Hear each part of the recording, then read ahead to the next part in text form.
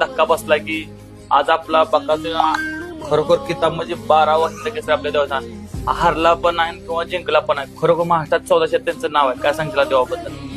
खरं तर बकासूर हा बैल नाही आमच्यासाठी, तर तो आमच्यासाठी देव आहे. आणि त्या देवाबद्दल एका व्यक्तीनं काही चुकीचे शब्द बोलले गेले.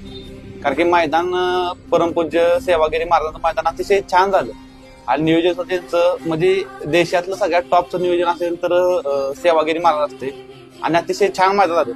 परंतु एका व्यक्तीमुळं ते कुठंतरी गालबोट लागलं.